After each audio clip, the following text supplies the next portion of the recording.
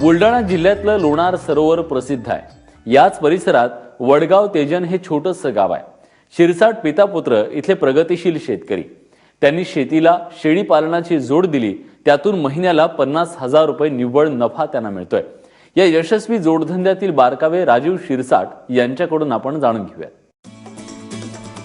हे आहेत लोणार तालुक्यातील वडगाव तेजन इथले रहिवासी राजीव शिरसाट। त्यांच्याकडे वडिलोपार्जित 15 एकर शेती आहे। सरकारी नोकरी असल्यानं ते शेतीत सतत प्रयोग करत असतात। थोडी जोखीम घेत त्यांनी बकरी पालनाचा जोड व्यवसाय सुरू केला।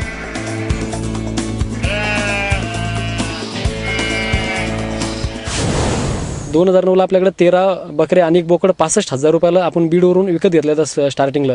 तर 2009 पासून आजपर्यंत आपण बकऱ्यांची वाढ करत करत करत आपल्याकडे मागच्या वर्षी 300 बकऱ्या होत्या, आज रोजी आपल्याकडे 100 आहे। तर यामध्ये आपण पहिले उस्मानाबादी, नंतर आपण राजस्थानी शिरोई बकऱ्या घेतल्या, नंतर सोजत घेतल्या। मागच्या वर्षी जानेवारी 2016 पासून आपण जमनापुरी सुद्धा बोकड गेलो, कारण की कुर्बानीच्या बकऱ्यासाठी जमनापुरी मार्केट एकदम बेस्ट आहे। आणि जमनापुरी, सोजत आणि शिरोई याला देवनार मार्केटमध्ये सगळ्यात जास्त भाव मिळतो। आणि याच्यातून जो पैसा मिळतो आपल्या सर्वसाधारण उस्मानाबादी बकऱ्यापासून जे पिल्लं तयार होतात हे आपल्या हातकटीसाठी वापरले जातात। याच्यापासून आपल्याला महिन्याचा जो खर्च निघतो, जो मंथली खर्च लागणार आहे आपल्या गोट फार्मला 50,000 रुपये, तर हा खर्च आपला उस्मानाबादच्या बकऱ्यावर निघतो। आणि जे शिरोई, सोजत आणि जे जमनापुरीचे पिल्लं आहेत हे कुर्बानीसाठी जे आपण ऑक्टोबर महिन्यात कुर्बानी लिखतो ईदसाठी, तर त्याच्यातून आपल्याला तो निव्वळ नफा, तर एक असं एकंदरीत या 100 फिमेल मागे आपल्याला एक 5 ते 6 लाख रुपये जेमतेम आपल्याला निव्वळ नफा मिळतो। शेळी पालनामध्ये गोठ्याची स्वच्छता महत्त्वाची, तसंच शेळ्यांना चारा खाद्य वेळच्या वेळी देणंही गरजेचं। त्याचा थेट परिणाम उत्पादकतेवर होतो। राजीव शिरसाटही शेळ्यांच्या आहाराचं योग्य ते नियोजन करतात।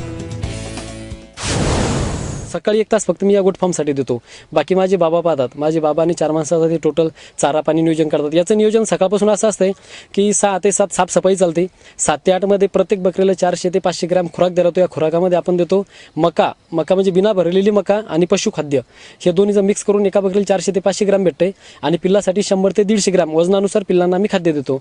आणि त्याच्यानंतर 11 वाजता शेळ्या चरायला गेल्यानंतर 11 ते 5 शेळ्या चरायला जातात। 5 वाजता शेळ्या रिटर्न आल्या की डबल पिल्लं पाजणे, पिल्लं पाजल्याच्या नंतर संध्याकाळी 6 वाजता एक 25 बकऱ्यासाठी 1 डाल म्हणजे 30 किलो वाळलेला चारा या बकऱ्यांना दिला जातो।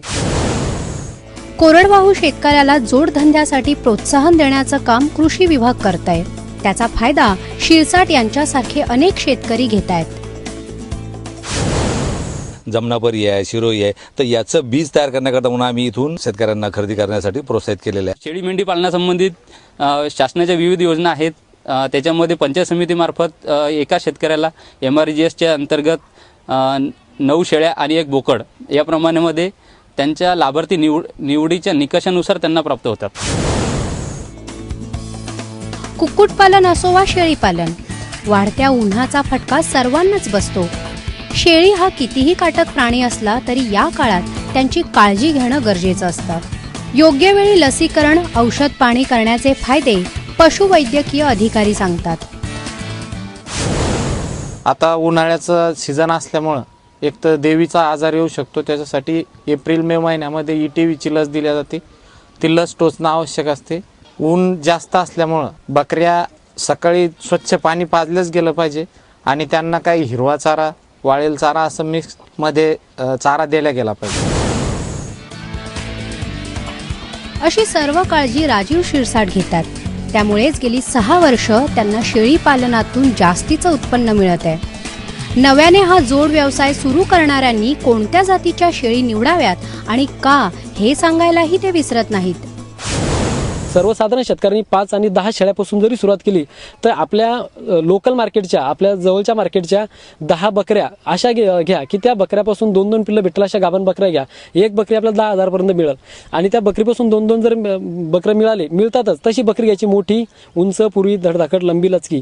ते 2 बकरं 6 महिन्यानंतर आपल्याला 5-5 हजार देतात, म्हणजे एका शेळीपासून 2 बकऱ्या झाले 10,000 रुपये। नवीन शेळी चालू करणाऱ्या शेतकऱ्यांसाठी माझा एक सल्ला आहे की त्यांनी घेत असताना लोकल मार्केटच्या शेळ्या घ्या। लोकल मार्केटच्या शेळ्या घेतल्यानंतर 1 ते 2 वर्ष त्यामध्ये सक्सेस झाल्यानंतरच शिरोई, जमनापुरी, सोजत या बकऱ्या घ्यायच्या। स्टार्टिंगला तुम्ही या बकऱ्याकडे जायचे नाही, कारण की यांचं जे मेंटेनन्स आहे, यांचा जो खर्च आहे हा तुम्हाला माहिती नसल्यामुळे आपल्या लोकल मार्केटच्या शेळ्या आपल्या वातावरणात सूट झालेल्या असतात। त्याच्यामुळे लोकलपासूनच सुरुवात करायची या शेळ्यासाठी।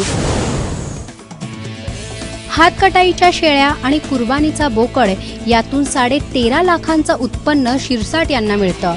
यातील बारकावे ते आपल्याला सांगतात. एक बकरी 2 वर्षातून 3 वेळेस जनती, तर आपल्याला एका बकरीपासून जे 4 पिल्ले मिळतात, तर सरासरी एका वर्षात आपल्याला 100 शेळ्यापासून 250 पिल्ले मिळतात. 250 पिल्लाचे 5,000 रुपये भावानं जरी म्हणलं तर जवळपास एक आपल्याला 12.5 लाख रुपये एक निव्वळ उत्पन्न होते. आणि या 100 बकऱ्या आणि बाकी पिल्लं याच्यापासून आपल्याला लेंडी खत जे आपल्याला 40 ट्रॉली जवळपास वार्षिक खत भेटतं, तर याच्यापासून 1 लाख रुपये आपल्याला ते म्हणजे 13.5 लाख रुपये आपल्याला हा नफा होतो.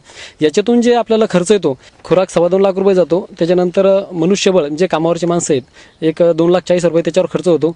त्यानंतर लसीकरण, मेडिसिन, डॉक्टर याच्यासाठी 1,20,000 रुपये. त्यानंतर किरकोळ खर्च 40,000 रुपये.